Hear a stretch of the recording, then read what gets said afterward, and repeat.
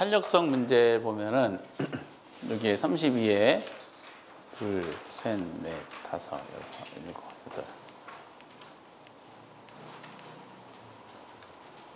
6, 7, 8 12문제를 이제 우선은 기본적인 것이 12문제가 나왔다는 뜻입니다. 네, 한번 유형을 잘 보세요. 우선 1번 같은 경우는 탄력성 옳은 걸 물어봤는데 개념 문제입니다. 제 책 순서대로 이제 배치를 해봤는데 32의 재작년 문제죠. 수요 가격 탄력성은 수요량의 변화율에 대한 가격의 변화율로 측정한대. 맞아요? 틀려요? 여기부터 고민하면 안 되죠. 그죠? 개념인데. 아까 가격의 변화율에 대한 수요량의 변화율이 있었잖아. 바뀌었죠, 지금? 그렇죠? 그래서 이거는 요거랑 요것이 체인지가 됐어야 돼. 틀린 지문이니까 답은 아니죠. 그리고 수요가 2번은 완전 비탄 이렇게 나왔었죠. 아까 전에도 이전에 나왔던 지문이야. 아까 완전 비탄이면은 그래프가 어떻게 그려졌었어요? 수직선 그려졌잖아. B니까. 이게 자꾸 헷갈리면 여기다 B 하면 돼. B 이렇게 수직선. 그럼 수직선 그리면 가격이 변화할 때 수요량이 무한대로 변하는 경우는 어떤 경우야? 완전 탄력적이죠. 그러니까 이거 완전 비탄이 아니라 B가 빠지고 완전 탄. 이거 이미 다 기존에 나왔던 거야. 요거는 X. 수요가 비탄이래. 비탄이면 1보다 커요, 작아요? 1보다 작지. 1보다 작다는 것은 가격하고 수요량 잡았을 때 아래가 더 커야지 1보다 작죠. 아래가 가격이잖아. 위에는 수요량이 작고. 그러면은 수요량의 변화율이 이게 주어네, 위에가. 가격의 변화율보다 더 크다? 아니지. 수요량의 변화율이 더 커지면 어떤 일이 발생해? 1보다 큰 값이 나오죠. 그러니까 이거는 비탄이라 뭐라고 해야 돼? 탄력적이다라고 하셔야 되지. 탄력적. 공탄이 탄력적이래. 이것도 마찬가지야. 탄력적이면은 1을 기준으로 1보다 커야 돼, 작아야 돼? 커야 되죠. 그럼 가격분은 이제 공급인데, 그러면 위에가 더 숫자가 더 커야 되잖아. 그러면 가격의 변화율보다 가격이 분모예요. 공급량이 분모, 얘가 더 커야지 되겠죠. 이거보다 이것이 더 크다. 이거 맞네. 그리고 5번에 공급이 수직선이야. 수직선이면 이게 무슨 탄이었었어? 완전 비탄이죠. 근데 완전 탄으로 돼 있잖아. 완전 비탄이다라는 거예요. 이것이 개념 문제로서 가장 중요한 거죠. 이것이 그래프상으로 이해가 되면은 개념이 정리가 되신 거야. 어떻게 그림이 적용되세요? 오늘 처음 보신 거다 보니까 뭔 얘기야 이렇게 될 거예요. 그럼 넘어가시면 돼. 이렇게. 그리고 이제 개념 문제 또 하나 29회 때 똑같은 게 또 나왔어요. 수요가 완전 탄력적이래. 똑같지? 그럼 어떤 모양? 수평선. 근데 내용을 한번 보면은 틀린 걸 찾는 거예요. 가격의 변화 없이 수요량이 고정돼 있대. 수요량이 고정되려면 그림을 연상할 수 있으셔야 되죠. 가격의 변화 없이 수요량이 고정된 수직선 어떻게 그려줘야 돼? 수직선이 그려져야지 이 내용이 합당하죠. 그 수직선 아까 무슨 탄이었었어? 완전 비탄 이렇게 하셔야 되지. 그리고 공탄 2번은 공탄이 0이래. 0이면 아까 무슨 탄이었었어? 완전 비탄이었었죠. 근데 지금 뭐로 돼 있냐? 완전 비탄. 이거 맞네. 그리고 이 3번의 수탄이 비탄이래. 똑같죠. 비탄이면 1보다 작죠. 1보다 작으려면 아래 숫자가 커야 돼. 그럼 가격의 변화율보다 수요량의 변화율 얘가 더 커야지 1보다 작은 값 나오겠죠. 이것보다 이것이 더 크다? 맞지. 이런 표현을 잘 보셔야 돼요. 구조적인 거. 똑같아요. 수요수 또 나와서 수직선이야. 그 무슨 비탄? 완전 비탄. 수직선. 그리고 공탄이 탄력적이에요. 탄력적이면은 1보다 크죠. 1보다 크면 위에 숫자가 커야 되잖아. 위에가 양이죠, 양. 그럼 가격의 변화율보다 가격의 분모예요. 아까 공급량의 변화 얘가 더 커야 되지. 그 가격보다 공급이 더 크다? 맞지. 그래서 지금 논했던 29회 때 문제하고 정답은 이거서 1번이 틀렸었어요. 29회 때 문제랑 요거 32회 때 문제가 이 가격 탄력성에 대한 개념을 정립하는 데는 굉장히 좋은 자료예요. 이렇게 두 가지를 보시면서 기본적으로 그래프 연상하시면서 O냐 X냐 판단만 잘 해주시기 바랍니다. 요 단계가 넘어가면은 이거 나오겠지. 옳은 것은 뭡니까? 라는 질문인데 이건 이제 여러 가지로 응용해서 나온 거죠. 1번에 아까 우리가 논했던 거 보세요. 응용 중에 수요의 가격 탄력성이 1보다 작대. 그럼 비탄이야, 탄이야? 근데 여기까지는 무슨 문제인지 몰라. 아까처럼 개념을 질문한 건지 뭔지 몰라요. 근데 뒤에 보니까 전체 수입은 임대료 상승에 따라 이거는 공급자의 총수익 개념이죠. 그러면 지금 가격을 올렸죠. 올렸더니 수입이 더 감소한다 이렇게 나왔잖아요. 그럼 이게 O냐 X를 판단하는 것이죠. 그럼 여기 1보다 작다는 게 중요하죠. 1보다 수탄이 1보다 작으면은 탄이야 비탄이야? 비탄이야. 근데 비탄력제로 확인될 때 총수익과 연관돼 가지고 바로 떠오르시는 단어. 대체재가 많어 적어? 적어. 그럼 공급자가 유리해요 불리해요? 공급자가 유리하잖아. 대체가 적은 상황이니까 소비자의 선택 여지가 없는 거예요. 근데 공급자가 그걸 알았는지 가격을 좀 올렸죠. 공급자 성공 실패? 성공하겠지. 대체재가 적은 비탄이 상품이야. 공급자가 그걸 알아서 가격 올렸어요. 다른 데 빠져나가는 정도 약하지. 성공할 거야. 성공이라면 수입적인 면에서 어떻다? 증가를 해야 돼. 뭐로 돼 있어? 감소로 돼 있죠. 이게 틀리게 된 겁니다. 그리고 대체재가 있는 경우가 대체 없는 경우보다 더 비탄력적이에요? 아까 대체재가 수요 가장 중요하다 그랬죠? 대체재가 많아서 더 탄력적이어야 되잖아. 근데 있는 경우가 없는 게 더 비탄. 이거 잘못됐지. 탄력적이다라고 이렇게 해주셔야 되는 거죠. 여기 X였었어. 이거 X. 그리고 우하향하는 선분으로 주어진 수요 곡선의 경우 곡선상에서의 측정 지점에 따라 가격은 다르다. 이건 그냥 암기를 해놓으세요. 우리가 탄력성에는 두 가지가 있어요. 호탄력성이라는 게 있어. 우리가 주로 공부하는 게 호탄력성이야. 호탄력성은 크게 변하는 경우야. 가격이 여기에서 이만큼 변했을 때 수요랑 이만큼 변했을 때 탄력성이 얼마냐? 구간에 대해서 구하는 것이 크게 변하는 것이 뭐다? 호탄력성이에요. 근데 이거는 우리가 앞에서 연습했던 대로 하면 되는데 점탄력성이라고 있어요. 점탄력성은 하나의 수요 곡선이 있죠? 수요 곡선이 있는데 수요 곡선상에 한 점들이 있어요. 점마다 탄력성을 구하는 거예요. 점마다 이렇게. 곡선상의 점. 한 점마다 탄력성을 구할 때는 이거는 구간이 크게 변한 것이 아주 미세하게 변할 때이기 때문에 이걸 계산하려면 뭐하냐? 미분을 알아야 돼요. 고등학교 때 미적분 공부하신 적 있었죠? 그 회계사 공부해서 평가사 공부하고 무전 이제 경제학 과목을 풀려면은 미분을 알아야지 풀 수 있는 문제들이 있어요. 이렇게. 근데 우리가 미분을 가지고 계산 문제 내버리면 시험지 찢어버린 것도 부족해서 그 시험위원회 국토교통부 산업일관에서 폭파시켜 버려야 돼요. 그러니까 우리는 이제 호탄력성 중심으로 내지 점탄력성은 안 내요. 다만 결과만 보세요. 수요 곡선이 이렇게 돼 있어. 여기도 이렇게. 동일한 수요 곡선이에요. 여기에 요 점 있죠. A, B, C. 얘네들의 기울기는 다 같아. 근데 얘네마다 전부 다 뭐가 달라요? 탄력성이 달라요. 탄력성. 각 점마다 그 곡선상에서의 측정 지점에 따라 탄력성은 다르다. 이 정도만 아시기 바랍니다. 지점이니까 얘는 점탄력성을 논한 겁니다. 이렇게 생각하시면 돼. 사람도 하나의 수요 곡선이에요. 몸뚱아리가. 수요 곡선 쭉 보시기 바랍니다. 근데 머리통 눌렀을 때 탄력성과 배를 누를 탄력성, 엉덩이 탄력성이 같을까? 달라요. 이렇게. 이 결과만 암기해 놓으시고요. 이따가 이 관계도 조금 나와서. 그리고 이제 4번. 일반적으로 부동산의 탄력성은 단기에서 장기로 갈수록 더 비탄력적이래. 이거 맞아요? 장기로 가서 탄력적으로 바뀌어야 되죠? 왜 장기로 해서 탄력적이라고 그랬죠? 수요가 대체재를 구할 수 있는 게 더 많아지기 때문에 소비자들은.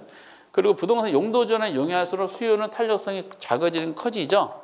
왜? 용도전에 용이하다는 것은 대체할 용도가 풍부하다는 뜻이야. 이렇게. 그래서 이제 요거는 종합 문제인데 그 2번, 4번, 5번은 수요의 가격 탄력성을 결정하는 요인에 대해 질문했고, 그리고 1번은 그 가격 탄력성이 응용이야, 응용. 요거는 내지 말아야 될 게 나온 것이고. 근데 이제 1번, 2번, 4번, 5번이 명확하게 틀렸어. 너무 많이. 그래서 3번에 대한 논리를 모른다 하더라도 3번을 답을 체크하셨더라고요. 이렇게. 그래서 여기 3번 제외하고 1번, 2번, 4번, 5번은 알아두셔야 돼요. 이건 계속 반복적으로 나올 겁니다. 이건 수요 쪽이고요. 그리고 이제 수요비 공급에 대한 설명이 틀린 거 28회 때인데, 이거는 조금 지금 하긴 곤란합니다. 이렇게. 종합 문제인데 우선 1번이 틀렸어요. 수요가 변할 때 세금 부과의 경제 손실은 공급이 비탄력적으로 커지는 것이 아니라 탄력적일수록 커져요. 근데 지금 이거는 하지 않은 거기 때문에 이거는 결과만 우선 알아두시고요. 나머지 거 한번 보겠습니다. 수요가 증가했어요. 근데 뭘 질문해 봤더니 균형 가격에 대한 설명이야. 이거 아까 전에 뭐냐면은 탄력성하고 균형의 이동을 접목한 문제예요. 그럼 무슨 방향 따질까? 수요가 증가하면요. 그럼 가격은 상승해요? 하락해요? 그래서 가격은 상승한다. 맞네. 방향은 맞아요. 근데 탄력성은 방향의 크기라 그랬죠? 아니라 다를까 사이에 공급이 비탄력적일수록 나왔어. 그러면 수요가 증가하면 가격은 상승하는데 아까도 그림 그렸던 것처럼 비탄력적일수록 가격은 더 상승해요? 덜 상승해요? 더 상승하죠. 이게 아까 뭐라고 암기하셨다? 비가 더 크게 상승한 거니까 뭐다? 더가 맞지. 비가 더. 이거는 맞아요. 엄청 중요한 지문이에요. 그리고 3번에 용도 병력 제한의 법규가 강화될수록 공급은 이전에 비해 비탄력적이죠. 왜 그렇다 그랬죠? 공급의 탄력성 중에 중요한 요소, 결정 요소 중요한 요소가 기간이죠. 기간 중에 생산에 소요되는 기간이 단길수록 더 빨리빨리 생산하기가 탄력적이야. 근데 인허가 절차가 법규가 강화될수록, 제한하는 법규가 강화될수록 생산에 소요되는 기간이 길어지는 거야. 그러니까 보다 더 비탄력적이 되는 거지. 오케이? 그리고 4번에 이거는 이제 균형의 이동인데 수요와 공급 모두 증가하는 경우라고 나왔죠. 균형 가격 상승 여부는 수요와 공급의 증가의 폭이 결정되고 균형량은 증가한대. 이거 맞나요? 여기다 이렇게 하면 되지. 예를 들어서 지금 수요가 증가, 균형이 이동이죠. 공급도 증가했지. 근데 수요 증가, 공급 증가 서로 방향만 나왔죠. 어느 게 더 크게 변했어? 아니, 수요 증가가 더 크게 변했어요? 공급 증가가 더 크게 변했어? 안 나왔잖아. 방향만 나오고 뭐가 더 크다 작다는 표현이 안 나왔지. 그러면은 크기가 안 나오고 방향만 나오면요. 가격과 거래량 중에 하나는 그 변화방이 알 수가 없어요. 근데 따로따로 우리 연습하면 다시 한번 해봐요. 수요 증가만 한번 생각해보면 가격이 어떻게 돼? 상승하죠. 거래량은 증가하죠. 공급 증가만 하면 가격은 어떻게 돼? 하락하고 거래량은 증가해. 얘네들이 합쳐진 거잖아. 그러니까 수요 증가든 공급 증가든 양은 다 증가하죠. 그러니까 거래량은 증가하는 거 맞아요. 근데 가격 따지면 가격은 상승할 수도 있고 하락할 수도 있지. 근데 어느 게 크다 작다고 표현이 되면은 그 명쾌한데 어느 게 큰지 작은지 안 나왔죠. 그럼 가격은 그 변화 방향을 알 수가 없다는 거야. 그래서 요거는 이제 가격 그래서 상승 여부는 수요와 증가, 공급의 증가 폭에 의해서 결정된다는 거죠. 어느 게 더 크냐에 따라 결정되는 건데 안 나오기 때문에 알 수가 없다라는 거. 맞는 말 틀린 말? 맞는 말이죠. 그리고 3번에 곡선상의 수요량은 주어진 가격 수준에서 구매 의사와 구매 능력을 있는 수요자 구매하고 있는 수요량. 구매 의사와 구매 능력을 가진 거. 이거 무슨 수요라 그랬어요? 아니, 구매 의사, 구매 능력. 구매력을 갖춘 거. 1번 유효 수요. 2번 무효 수요. 뭐 있었어? 유효 수요라 그랬잖아. 항상 수요는 뭐다? 구매력을 갖춘 유효 수요야 된다는 걸 설명한 거죠. 그러니까 이런 형식이 종합 문제인데 어느 한쪽만 공부하면 이거 못 풀어요. 이거 난이도 있는 문제예요. 그래서 이거는 뭐죠? 이제 수요의 성격에 대해 질문했고요.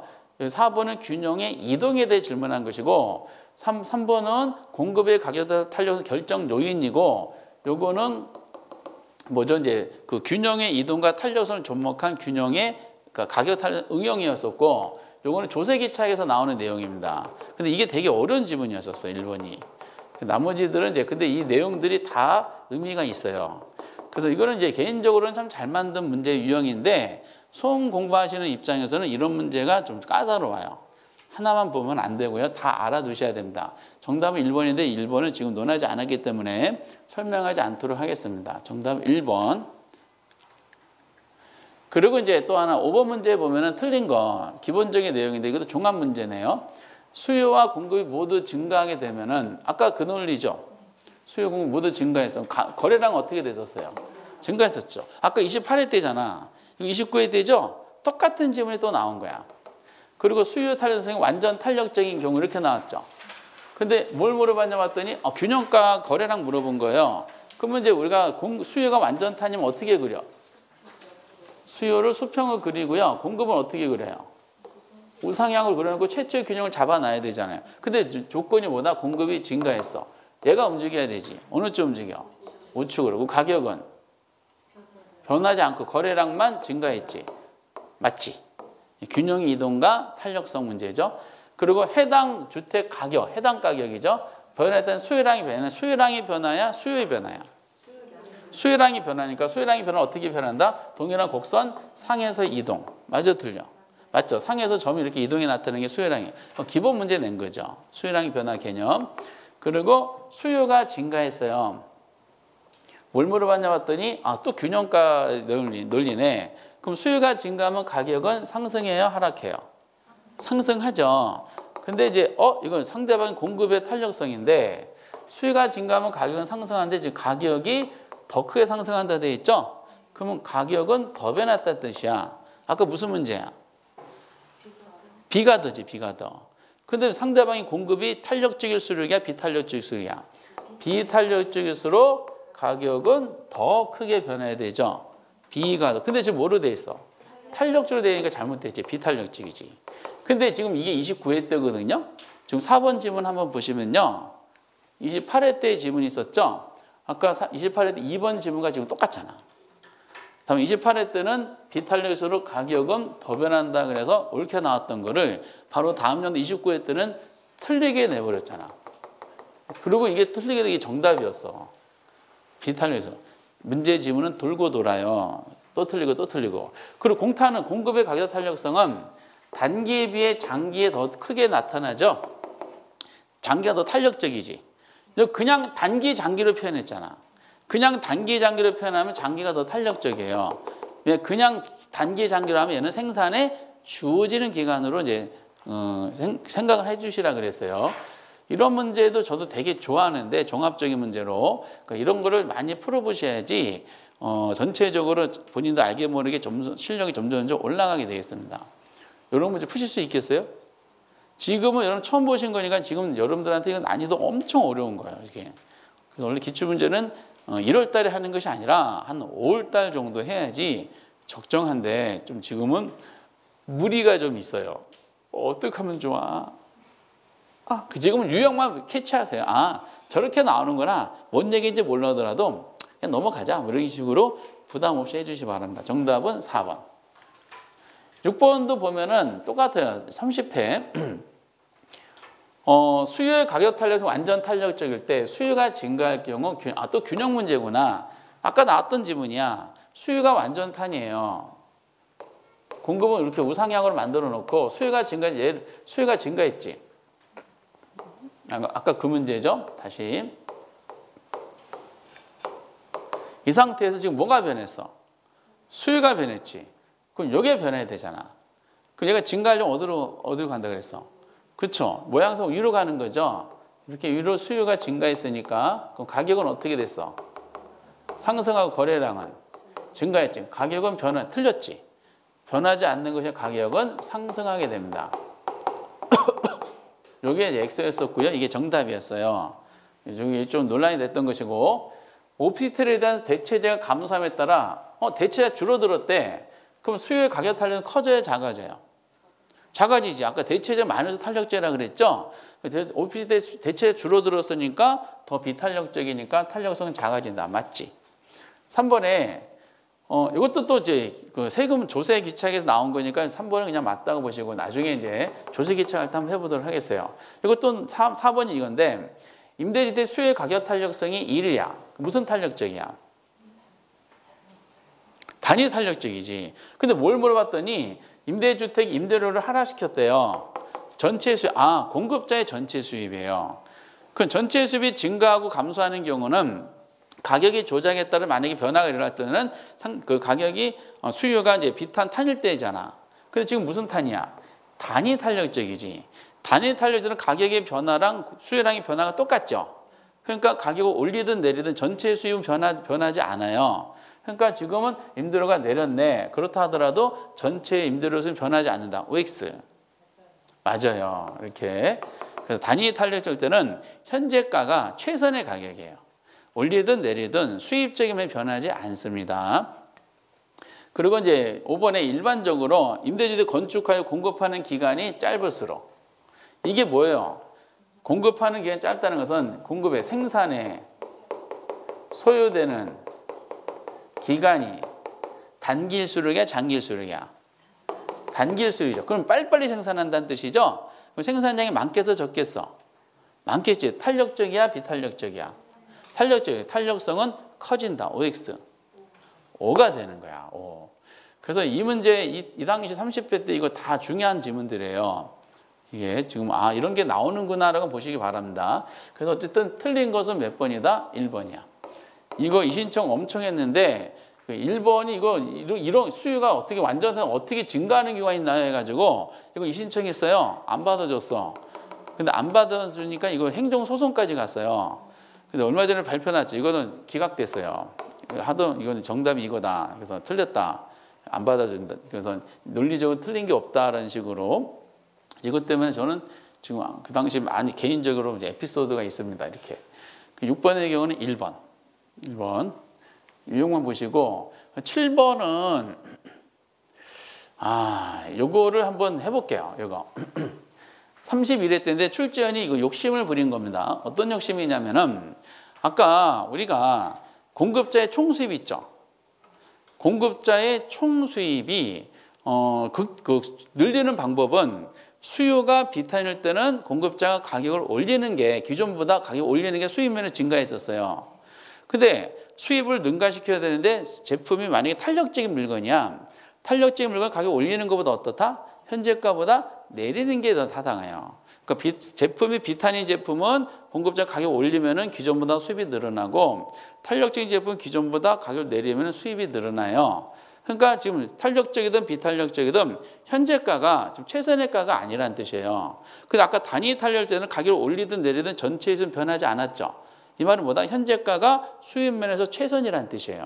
그럼 여기 보면은 이 문제 포인트가 이게 이제 우리 시험에 나왔는데 평가사 시험에도 이게 나왔어요. 우리가 나오고 또 나왔는데 좀 다르게 나왔지만은 공급자 분양 수입이 극대화되기 위한 이렇게 나왔죠. 여기서 포인트는 뭐냐면은 사업 시행자, 공급자죠. 분양 수입이 극대화되는 경우야. 이것이 핵심이야. 그럼 수입이 극대화되는 경우, 총 수입이 극대화되는 경우는 어느 경우일까? 분양 수입이 극대화되는 경우는 경제학적으로 단위 탄력적일 때야. 여기는 안 써지네. 어느 때가 분양 수입이 극대화되는 경우라고요? 단위 탄력적. 단위 탄력성이 얼마였었어? 탄력성이 1이었잖아. 아까 논했죠? 비탄하고 탄일 때는요. 현재가가 분양 수입 극대화가 아니야. 올리고 내리는 게 수입을 더 늘릴 수 있으니까 단위 탄일 때는 올리든 내리든 차이가 없기 때문에 현재가가 분양 수입 극대화되는 경우예요. 근데 이제 이 문제를 이제 여러 가지로 이제 막 이상하게 푸는 분도 계시던데 그럼 이거를 우리가 아까 점탄력성 한 적이 있었죠? 수요 곡선을 이렇게 그려요. 이거는 그냥 흘려 들어가듯 보세요. 그럼 이게 수요 곡선인데 이 수요 곡선마다 각 점들이 있잖아. 점들마다 기울기는 같다 하더라도 각 점들마다 측정 지점에 따라 탄력성은 달라진다 그랬죠. 그럼 저 가운데가 있어요. 가운데 점. 요거를 우리는 뭐라 그러냐? 단위 탄력적이야, 가운데가. 그러면 요거보다 위에 있는 영역이 있거든요. 요거는 탄력적인 영역이고요. 요거보다 낮은 지역은 여기 탄력성이 비탄력적인 영역이에요. 그러다가 이 거래량주가 접하는 여기가 완전 비탄이고 가격주가 접하는 여기 요 지점이 완전 탄이에요. 결과만 이렇게 보세요. 그러면 이제 이 문제를 풀 때 분양가가 얼마냐 이렇게 물어봤죠. 그러면 뭐 어떤 경우라고 했어요? 비탄일 때 단위 탄력적일 때가 수입이 극대화되는 경우라고 했잖아. 근데 그래프를 그리면 어디가? 정 가운데가 무슨 상? 단위 탄력적이라고 그랬죠. 그러면 단위 탄력적인 정 가운데 수요 구성상의 정 가운데에 있는 요 가격만 구하면 되는 겁니다. 여기까지가 이제 딱 내용이 포인트예요. 그러면 이 가격 중앙가가 가운데가가 얼마인지 알려면은 요 가격축에 나오는 요 절편이 있죠. 요 가격 얼마인지만 알면 돼. 그럼 이걸 그래프를 한번 그려봐요. 수요곡선 이렇게 돼 있지. 그럼 만약에 P 값을 0으로 한번 잡아보세요. P가 0이면은 Q는 600-0이 되잖아. P가 0으로 잡으면은 Q는 얼마 나와? 600이 돼. 가격이 0일 때는 수요량은 얼마다? 수요량은 600이 된다는 뜻이야. 그러니까 공짜로 팔아도 600개 이상은 안 팔린다는 뜻이에요. 왜 600개밖에 없으니까. 반대로 이제 Y절편 잡아보세요. 수요량 요거를 0으로 한번 잡아보세요. 0이면 얼마나 나와? 0은 600 마이너스 2분의 3P가 되겠지. 그쵸? 그러면은 이게 양쪽 다 만약에 분모를 없애버리는 게 편하면은 양쪽 전체에다 뭐를 곱하면 돼? 2를 곱하면 되죠? 여기는 2고 0이고 1200 마이너스 3P가 되겠지? P 값은 3으로 나누면 되잖아요. 1200 3 나누면 얼마 나와? 400이 돼. 그러니까 가격축이 400이 돼. 400이란 말은 무슨 뜻이냐? 이 물건은 가격이 400이 딱 되는 순간에 아무도 안 산다는 뜻이야. 그러면 가격축이 400이 나왔어요. 우리가 단위 타일들은 어디라고 그랬어요? 수요구조상의 중간에 있는 지점이 단위 타일제라고 그랬죠? 그럼 400만 원의 중간 지점이에요. 3번 중간 지점이 얼마야? 200만 원이 되는 거야. 그래서 이때는 200만 원이 정답이 되는데 이건 출제원이 너무 욕심부려서 낸 걸라고 저는 개인적으로 판단하고 있어요. 근데 이게 31회 때 나오니까 학원마다 강사님들이 그냥 맛을 들인 거야. 그래서 요거와 관계되는 거를 마구잡이 막 내던데 조심스럽게 내야 됩니다. 저도 만들어낸 문제가 있어서 저도 내기도 했지만은 그래서 이런 취지이기 때문에 점탄력성의 원리다 하실 분들만 해 주시기 바랍니다. 이렇게 어떤 분은 아이씨 어차피 처음 보는 내용 에이 모르겠다 이씨 아유 얘네들은 전부 다 딱 안 떨어졌고 얘만 딱 떨어졌네 에이 모르겠다 3번 이래서 맞히신 분도 계세요. 진짜로. 어쨌든 그렇다 합니다. 7번 이렇게 넘어가시고 그리고 이제 나머지 대부분 이제 계산 문제인데 이건 이제 아까 29회 때 문제예요. 이게 좀 만만치 않아요. 지금 가격 탄력성이 얼마가 나왔어? 0.6이야. 소득 탄력은 얼마 나왔어? 0.5야. 그럼 가격과 소득이 결합한 거죠. 그럼 가격 탄력성 얼마다? 0.6. 그럼 가격이 변했겠지. 가격이 얼마 변했어? 5%가 상승했어요. 그 여기에 따라서 OPT의 수요량이 반응했겠지. 먼저 크기 몇 프로 반응했어? 그죠? 5 곱하기 0.6이니까 3%가 반응했어요. 그래서 방향 3% 증가 감소. 수요 법칙이 감소야. 그러면은 OPT 가격만 상승했다 그러면은 얘는 3% 감소가 나왔어야 돼요. 근데 소득이 왜 전체 수요량이 몇 프로 감소했다 그랬어? 1% 감소했네. 그럼 오피털만 가격만 따지면 3% 줄어들었다 그랬잖아. 근데 1%가 감소했다는 것은 무슨 뜻이냐면은 오피털 가격 말고 다른 요소가 영향을 줬다는 뜻이야. 그 다른 요소 여기서 뭐예요? 소득이야, 소득. 소탄이 얼마 나왔어? 0.5. 그럼 소득에 의해서 이 오피털 수요량이 몇 프로가 변해야 돼? 3% 감소가 1% 감소가 되려면은 얘는 몇 프로? 2%가 어떻게 돼야 돼? 증가가 돼야 되지. 그래서 마이너스 3 더하기 플러스 2가 되지 1 마이너스가 되겠죠. 그러기 위한 여기다가 소득이 있죠. 여기다가 X값을 친 거예요. 아까 똑같지? 그럼 여기가 0.5예요. 소탄이. 얘가 2야. 얘는 몇 프로가 돼야 돼? 4%가 되고 그다음 방향. 0.5가 이 오피스에 무슨 제하라 그랬어? 정상제지. 왜? 플러스 값 나왔으니까. 그럼 얘는 방향이 똑같으니까 4% 얘도 뭐다? 증가가 돼야 되는 거예요. 이 소득 탄력성하고 가격 탄력 두 개를 결합한 문제에서는 이것이 최고 난이도예요. 요거 두 개를 결합했을 때는. 그러니까 요거를 푸신 분들은 가격과 소득 결합한 최고 난이도가 완성됐다라고 하시면 돼요. 그래서 이거를 아까도 이제 이 18회에 나왔던 문제랑 똑같아요. 계속 이제 똑같은 거 풀고 또 풀고 또 풀고 또 풀고 하시면 돼요. 근데 이거 연습하면 되실 것 같지 않아요? 넘어가고요. 그다음에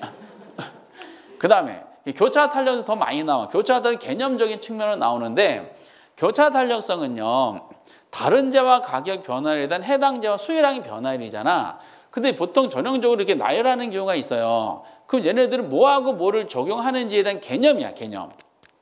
근데 이거를 뭐하고 뭐가 적용되는지 막 모르신 분들은요, 막 뒤죽박죽 돼요. 근데 질문이 저거 세 가지를 질문했죠. 첫 번째 질문은 뭐예요?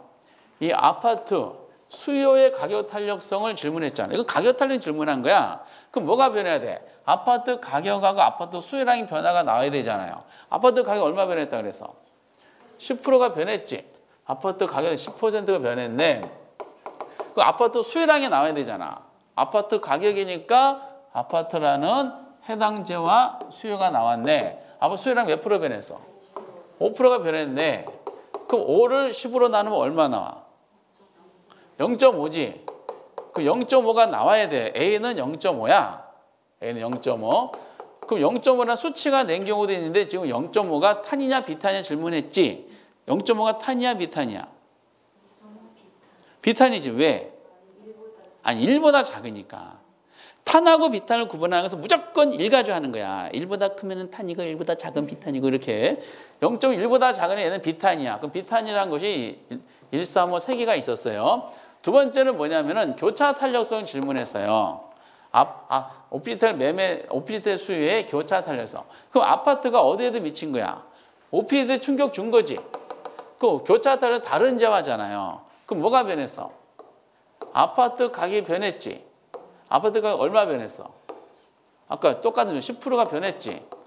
10%가 상승했어요. 그런데 아파트 가격이 어디에도 충격 줬어? 오피지텔 충격 줬잖아. 오피지텔 수요가 몇 프로 변했어? 8%가 증가했잖아요. 그렇죠? 다른 재화. 그러면은 8%를 10으로 나눴지. 그럼 얼마가 나와? 0.8이 나와. 0.8. 그리고 아파트 가격 상승, 오피지텔 수요 증가. 얘네들은 같은 방향, 반대 방향. 같은 방향 뭐다? 플러스잖아. 그렇지? 그 두 개를 결합하면 얘는 0.8 이렇게 표시하는 거죠. 0.8. 플러스는 표시하지 않으니까 그럼 교차 탄력 얼마가 나와요? 0.8이 나오고 그리고 플러스니까 얘는 무슨 관계? 대체지. 이렇게 되는 거지. 이거 굉장히 중요한 문제예요. 교차 탄력성 계산 문제 말고는 이런 형태가 제일 많이 나옵니다. 이거는 조합을 물어보는 뭐하고 뭐를. 근데 이거 딱 현장에서 이게 내잖아요. 아, 도대체 뭐하고 뭐랑 비교하는 거야? 그래서 잘못되게 비교해가지고 답이 엉뚱하게 나오는 경우도 있어요. 상당히 기본 문제면서 괜찮은 문제입니다. 32회 때지만은 이 전부터 이 형식이 자주 나왔어요. 그리고 이제 10번 문제가 제가 보기에 28회 때인데 이거 난이도가 있는 문제예요. 지금까지 왜 이게 있냐면 28회 이전까지는 가격과 소득과 교차하다가 세 가지가 있잖아요. 그 습관적으로 가격은 한 축을 차지했어. 무슨 뜻이냐? 가격과 소득 비교했고 가격과 교차를 비교했어. 근데 이거는 가격은 빠지고 소득 탄력성랑 교차하다 두 가지 비교한 거야. 익숙하지 않은 거예요. 딱 볼까요? 그럼 수요의 교차 탄력성이 얼마냐라고 질문을 한 거예요. 뭐가 영향 준 거야? 아파트. 그러면은 교차 탄력성은 먼저 아파트 가격의 변화가 어디에 미친 거? 다세대 수요량에 미치는 거예요. 그런데 딱 보니까 조건이 첫 번째는 자료 조건이에요. 소득이 10%가 상승했죠. 그런데 아파트 가격은 5%가 상승했어. 지금 아파트 가격에 대한 다세대 수요량의 변화가 뭐다? 교차 탄력성이잖아. 근데 아파트 가격이 몇 프로 변했다 이미 나왔어. 5%가 상승했다고 나왔죠. 이제 뭐만 계산하면 돼?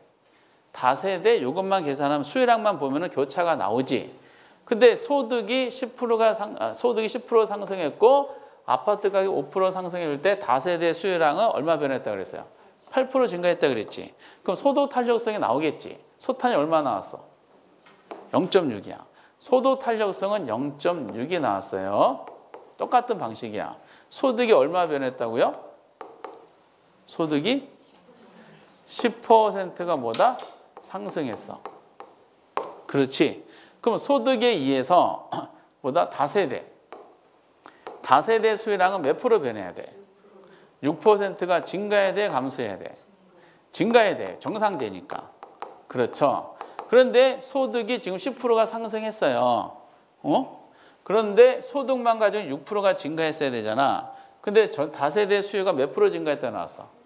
8%가 증가했어. 그럼 소득만 가지고는 6%인데 다세대 수요 전체가 8% 증가했다는 것은 이거는 소득 위에 다른 게 영향을 줬다는 뜻이야. 다른 게. 그럼 여기 합친 것이 이제 8%가 나와야 되니까 그러면은 교차 탄력성이 얼마냐 질문했지. 그러면 아파트 가격이 아까 얼마 변했다 그랬어? 5%가 변했죠. 5%가 상승했어. 그러면 아파트 가격에서 다세대 수요는 몇 프로가 변해야 돼요? 얘가 6%가 증가했는데 전체가 8% 증가했잖아요. 그럼 얘는 몇 프로가 나와야 돼? 2%가 뭐다? 증가했어야 되지. 그래서 이 아파트는 다세대는 소득에 의해서 6% 증가와 그리고 아파트라는 가격 변화에서 2% 증가 결합해서 전체가 8% 증가했다는 문제 유형이에요. 그럼 결국 교차 탄력에서 얘가 얼마냐 질문했기 때문에 아파트가 5% 변했고 다세대 수요가 2% 변했죠. 2를 5로 나누면 되는 거야. 얼마다? 0.4가 나옵니다. 제가 보기에 역사상 나왔던 문제 중에 제일 어려운 문제예요. 왜 어려울까요? 익숙하지 않으니까. 이거 나오면 하실래요? 제끼실래요? 제끼는 걸로 밝혀졌어요. 이런 식이 하게 돼. 익숙하지 않아서 그런데 조금 어려웠던 문제. 그리고 이제 30회 문제 한번 보시고요. 30회 문제. 수요의 가격은 얼마 주어졌어? 0.6. 소득탄은 얼마 주어졌어? 0.4. 그리고 교차탄은 얼마 주어졌어? 그러니까 무슨 뜻이야? 이제는 가격, 소득, 교차를 다 주어진 거야. 이제는 이제 제한이 없어졌어. 그래 놓고 각각마다 가격, 소득, 오피스 가격 얼마씩 변했다고 그랬어요. 각각 3% 상승할 때 전체 수요는 이렇게 나왔죠. 요거는 해설을 보세요, 여러분들이. 나누던 해설. 왜 그러냐? 이 문제 30회하고 방금 잘 보시고 그리고 33회 문제야. 33회 작년이야. 요것도 보세요. 가격 탄력성 얼마 주었어? 0.5. 그리고 교차 탄력성 얼마? 0.4. 그리고 소득이 어디 있어? 그렇지. 이거는 앞에 걸 이제 정리한 거, 더 나간 거예요. 그 오피스텔 가격하고 그리고 뭐가? 소득하고 뭐가? 아파트가 각각 얼마? 5%씩 상승했어요. 그 오피스텔 전체 변화율이 얼마 변했다? 1%를 하면은 수요의 소득 탄력성은 질문한 거야. 가격, 소득, 교차. 이게 아마 제가 보기에 세 가지를 결합한 문제의 종결 문제입니다. 33회 문제. 이거보다 난이도 이제 이거 이상의 이제 유형은 안 나올 것 같아. 그러니까 따로 한번 해볼까? 가격 탄력성 얼마 나왔어요? 0.5. 그럼 가격 탄력 오피스텔 가격이 주어졌겠지. 오피스텔 가격이 얼마 주어졌어? 각각 5%가 변했다 그랬죠. 5%가 상승했어. 그럼 가격만 가지고는 오피스텔 수요량이 몇 프로가 변해야 돼? 가격 탄력 0.5고 여기 5%니까 2.5%가 변해야 되지. 2.5% 증가해야 돼, 감소해야 돼? 감소해야 돼요. 가격만 가지고는 이제 하나가 나왔어. 이제 완성이 됐어. 가격 내용은 이제 지우면 되겠죠. 소득 탄력성 얼마 주어졌어요? 소득 탄력 얼마냐? 이걸 구하라는 뜻이잖아. 그렇지? 그럼 소득이 조건이 나오죠. 소득이 얼마 변했다? 똑같이 각각마다 얼마? 5%. 5%가 뭐 했다? 상승했다. 증가했다. 그러면은 소득에 의해서 오피스텔 수요량만 요것만 알면 되잖아. 그렇죠? 그 다음에 이제 교차 탄력 얼마? 교차가 0.3이 주어졌어. 교차 탄력은 다른 재화니까 뭐가 영향 준 거야? 아파트 가격에 영향 준 거죠. 그럼 아파트 가격이 영향 줬어. 몇 퍼센트? 똑같아요. 조건은 5% 상승. 그러면 아파트 가격 오피스텔 수요량 몇 퍼센트 변해야 돼? 5% 곱하기 0.3이니까 1.5%가 증가해야 돼, 감소해야 돼? 응? 증가해야 되지. 교차 탄력성이 교차가 0.5라는 것은 무슨 0.3이란 말은 무슨 뜻이다? 오피스텔과 아파트가 대체제라는 뜻이지. 대체는 같은 방향이죠. 그러면서 지금 가격만 가지고는 2.5%, 소득에 대한 논리를 모르고 그 교차에 따른 1.5%, 이거 다 더했더니 몇 퍼센트가 나와야 돼? 1%가 나와야 되잖아. 전체가 1%라 그랬죠? 그럼 여기가 이제 2.5야. 마이너스. 교차에서 얘가 1.5% 증가야. 그럼 두 개 더하면 얼마야? 그쵸? 마이너스 1이잖아.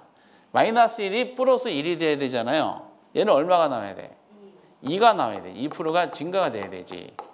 그래야지 마이너스 2.5 더하기 2, 그럼 0.5죠. 마이너스 플러스 1.5니까 1이 나와. 그러면 이제 여기가 소득이 5%가 변했고 옵시텔 수요량이 2% 변했으니까 2를 5로 나누면 되죠. 뭐다? 0.4가 나옵니다.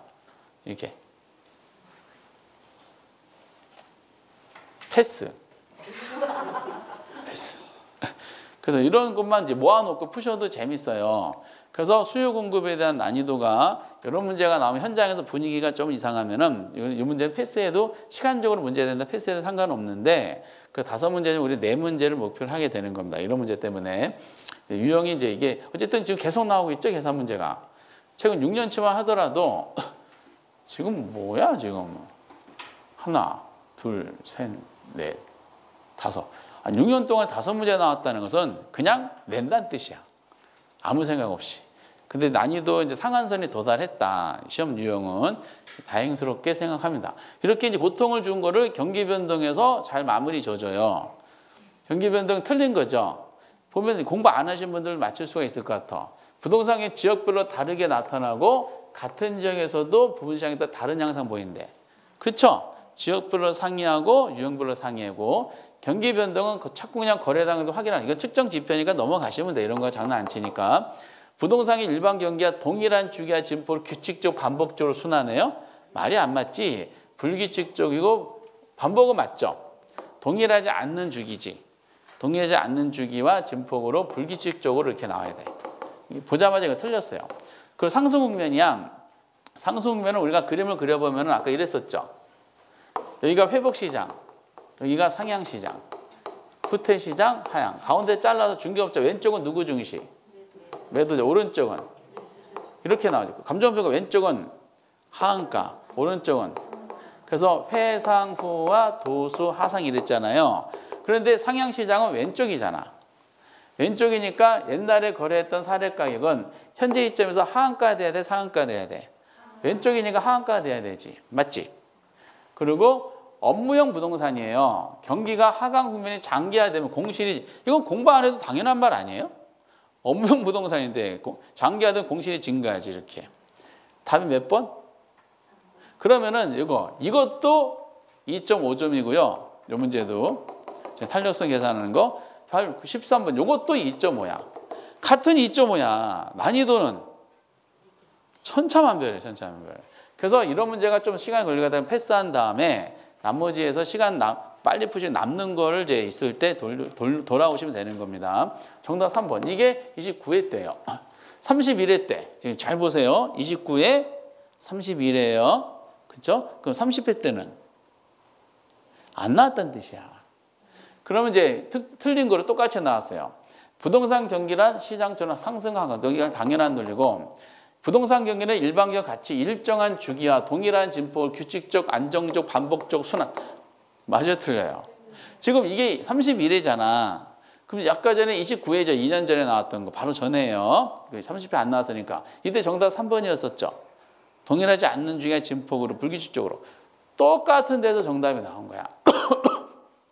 일정하지 않는 주기와 동일하지 않는 진폭으로 불규칙적으로 불안정적으로 반복 순환 이렇게 하셔야 되지. 간단하죠?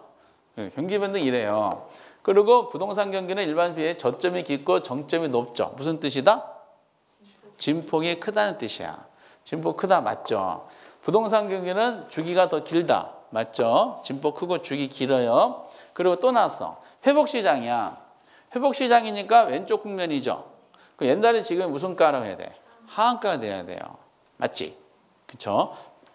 하한이 되는 경향이 있다. 맞아요. 이거 푸실만 하죠? 이거 풀어야 돼? 제껴야 돼? 그리고 지금 33회. 잘 보세요. 지금 29회, 31회, 33회. 그럼 32회 때는 안 나왔다는 뜻이야.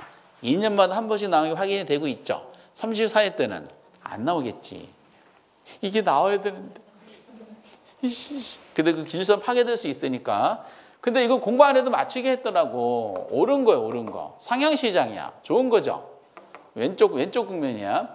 지속적으로 아니 상향인데 지속적으로 하락하는 말이 돼요? 저건 무슨 시장이 해야 돼? 하향 시장이 해야 되지.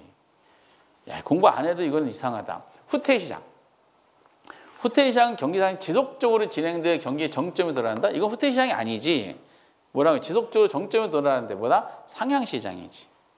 후퇴하고 안 맞지. 상향 시장. 3번에 하향 시장 국면에서 건축과 신청 건수가 지속적으로 증가해요? 지속적으로 증가하는 것은 무슨 시장? 하향 시장이 아니지. 뭐야? 상향 시장. 상향 또는 회복 시장이래. 왼쪽 시장 하면 돼. 말이 안 맞아요. 회복 시장. 회복 시장 아까 왼쪽이었잖아. 그럼 누구 중시한다 그랬어? 매도자를 중시하겠지. 회복의 전 단계가 어디예요? 회복의 전 단계가 하향 시장이잖아. 이게 반복이 되는 거니까 이렇게. 그죠? 하향 다음에 회복이잖아요. 그렇죠? 그러면은 아까 이제 오른쪽은 도수 매수자 시장인데 회복으로 넘어오면서 매수자가 주도하는 시장에서 누가 주도하는 시장? 매도자 주 바뀌지. 맞지? 이게 정답이 되는 겁니다. 안정시장이라고 있어요. 우리가 주로 논했던 것은 진폭이 크고 주기가 긴 불안정시장을 가지고 시험에 내는 건데 부동산 종류 중에 보면은 진폭이 작고 주기도 짧게 이루어지는 부동산들이 이루어지는 시장이 있어요. 진폭이 작다는 것은 그만큼 시장이 안정이라는 거야, 불안정이라는 거야? 안정이라는 거야. 그럼 이거는 옛날이나 지금과 별 차이가 없어요.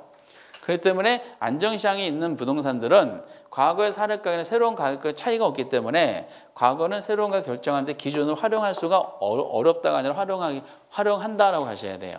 논리 안 맞죠? 이렇게. 그래서 뭐 이렇게 이제 수준으로 각 국면에 대해서 회상화 가지고 낸 요 문제는 그냥 의미 없이 낸 것 같아요. 그래서 옳은 것은 몇 번이었더라? 4번이 됩니다. 개념적인 측면만 낸 거니까. 그리고 아쉬워. 어쨌든 이렇게. 그런데 이제 이렇게 안 나오면은 이제 뭐가 가능성이 높냐면은 거미집 이론이 대신 가능성이 높아요. 거미집 모형은 대부분 요즘에 함수로 내는데 어느 지역 수요와 공급 각각 A 시장하고 B 시장이 이렇게 돼 있어요. 그런데 이제 여기 딱 보니까 거미집 이론의 A와 B 각각 모형 형태를 물어봤죠. 그럼 딱 보면은 A 시장과 전부 다 무슨 형태냐를 질문한 거야. 그럼 무슨 형태냐 할 때 뭐 가지고 판단하라 그랬어? 기울 가지고 판단해야 돼. 그럼 A 시장 같은 거 보면은 수요 곡선의 기울기하고 공급 기울기 가지고 판단을 해야 되죠. 뭐 앞에 붙는 게 기울기다? Q 앞에 붙는 기울기야. 그럼 A를 보면은 수요 쪽 보세요. 그럼 여기는 이제 P를 통일시켜야 되니까 여기 P가 1이지. 그러니까 그대로 얘가 Q 앞에 얘가 뭐다? 기울기야. 그 수요 곡선 기울기 얘는 1이네. 공기는 어떻게 돼? 여기서 P네 똑같죠. 그럼 요 앞에 붙어있는 숫자 자체가 기울기야. 2야, 2. 그럼 1이 커요? 2가 커요? 공기가 더 크지? 그럼 A 시장은 수렴형이야? 발산형이야? 수렴형이 되는 겁니다. 수렴형. 수렴형이 두 개가 있어요. 수렴형 두 개가 1번하고 2번 둘 중에 하나고 그리고 B 시장 보세요. 함수를 보면은 B 시장 같은 경우는 이렇게 돼 있죠. 그럼 수기를 잡아야 되잖아. 그 P를 통일시켜야 되니까 여기 2P죠. 2가 넘어가지. 여기 1이 있지. 1이 있으니까 얼마다? 2분의 1이 수요 곡선의 기울기야. 공기도 한번 잡아봐야 돼. 여기 6이죠. 6이 P를 통일시켜 상대에 비교해야 되니까 6이 넘어가죠. 여기 3이 있잖아. 3을 6으로 나누면 돼요. 그거 얼마 이것도? 이것도 2분의 1이네. 두 개 똑같지? 무슨 형태?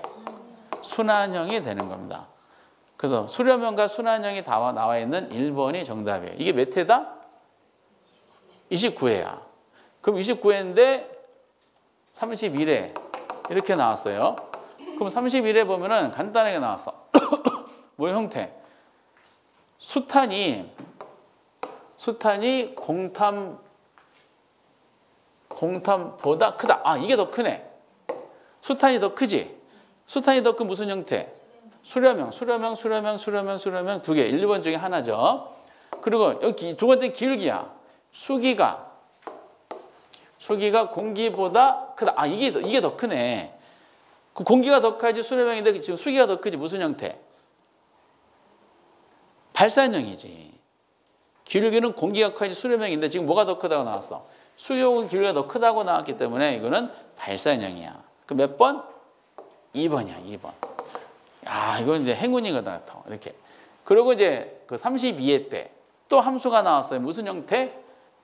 기울기. 29, 31, 32예요. 그럼 이제 수역선의 기울기를 잡고 공곡선 기울기 잡아야 되잖아요. 그럼 이제 수기 한번 잡아보세요. 시험제도 바로 표시하면 돼. 그 뭐 앞에 붙는 기울기다? Q. 근데 여기 그냥 P니까 얘는 수기가 1이네. 여기가 1. 공기. 4가 넘어가지. P는 4분의 1이네. 1이 커요? 4분의 1이 커? 1이 크지. 수기가 공기보다 크지. A는 무슨 형태? 발산형이에요. 발산형 항상 2개 주어지죠. 4번, 5번 중 하나. B장도 한번 보세요. Q 앞에 있는데 Q울기야. 그러니까 2가 있네. 2가 넘어가지. 넘어가면 얼마다? 2분의 1. 공기가 이거 넘어가지. 넘어가면 뭐다? 2. 2죠. 그럼 수기보다 뭐가 더 커? 공기가 더 크지. 공기가 더 크니까 어떻게 돼? 수렴형이 되겠어요. 거미지문 이렇게 주로 나와. 그래서 거미지문 함수로 표시해가지고 제시해줄 때 뭐 앞에 붙는 키울기다? Q 앞에 붙는 키울기다라는 이 형식상으로 내용을 잡으시면 되실 것 같아요. 그러면 경기 변동하고 거미지 모형까지 쭉 보셨지만은 같은 경제론 파트임에도 불구하고 이게 난이도적인 면에서 수요 공급의 난이도가 훨씬 더 어렵죠. 그걸 항상 중요하게 보고 있습니다. 다음 주부터는 이제 기출문제 문항에서 좀 줄여야 될 것 같아요. 이렇게 너무 많이 다 집어넣다 보니까 시작 논문부터는 기출문제가 많이 나와가지고 그래서 거기 맞춰서 한번 해보도록 하겠습니다. 그래서 오늘은 경제로 마무리됐어요. 그래서 경제 마무리된 거 오늘 꼭 복습하셔가지고 한번 오늘 기출문제 내용도 한번 해보실 수 있는 능력이 되시면 한번 해보시고요. 안 되시면 이제 나중에 실력이 좀 더 높아진 다음에 한 5, 6월 달, 7, 8월 달 단계별로 한번 도전 다시 한번 해보시기 바랍니다. 그 문제 항상 가지고 계시고, 그래서 오늘은 여기까지 하도록 하겠어요. 대단히 힘드시는데 고생하셨습니다. 감사합니다.